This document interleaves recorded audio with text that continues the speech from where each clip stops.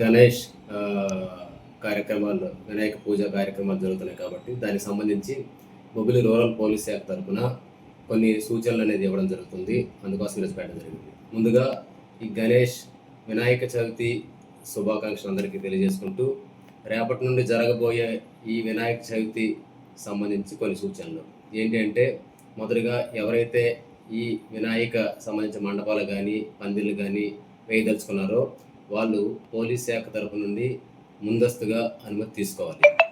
అదేవిధంగా అదేవిధంగా ఎవరైతే ఈ R&B డిపార్ట్మెంట్, ఎలక్ట్రిసిటీ డిపార్ట్మెంట్ సంబంధించి ఎన్ఓసి తీసుకోవాలి. ఎక్కడైతే పందిళ్ళు అదేవిధంగా మండపాలు వినాయక చవితి సందర్భంగా పెట్టాలనుకుంటున్నారో ఆ ప్రదేశం అనేది పబ్లిక్ ప్లేసా లేకపోతే ప్రైవేట్ ప్లేసా చూసుకొని, మున్సిపాలిటీ అయితే మున్సిపాలిటీ, అదే లేదా గ్రామ పంచాయతీ అయితే గ్రామ పంచాయతీ దగ్గర నుండి ఎన్ఓసి అనేది తీసుకోవాలి. అదేవిధంగా మండపాలు పెట్టేటప్పుడు ఖచ్చితంగా కమిటీ మెంబర్స్ ఎవరైతే ఉన్నారో వాళ్ళే పూర్తిగా బాధ్యులు. సో ఈ మండపాలు పెట్టేటప్పుడు ఖచ్చితంగా గుర్తుంచుకోవాల్సింది ఏంటంటే, ఇప్పుడు వర్షాకాలం కాబట్టి కరెంటు పాస్ ఉంటుంది, ఎలక్ట్రిసిటీ పాస్ అవుతుంటుంది.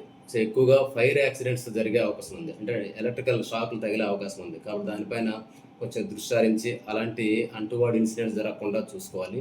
అదేవిధంగా ఈ వినాయక చవితి సందర్భంగా సాధారణంగా ప్రతి సంవత్సరం కూడా 21 రోజులు, 11 రోజులు, 13 రోజులు చేయడం జరుగుతుంది. బట్ ఈ సంవత్సరం మాత్రం చంద్రగ్రహణం రావడం వల్ల అందరూ కూడా 9 రోజులు లేదా 11 రోజులు నిర్వహించి అక్కడతో నిమజ్జనం చేయవలసిందిగా కోరుచున్నాం.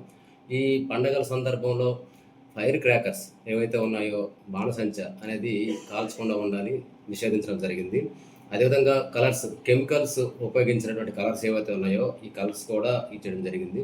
ఈ కమిటీ మెంబర్స్ ఎవరైతే ఉన్నారో అక్కడ ఎక్కడైతే గణేష్ మండపాలు ఉన్నాయో గణేష్ మండపాల్లో మత సామరస్యం ఉండే విధంగా చూడాలి.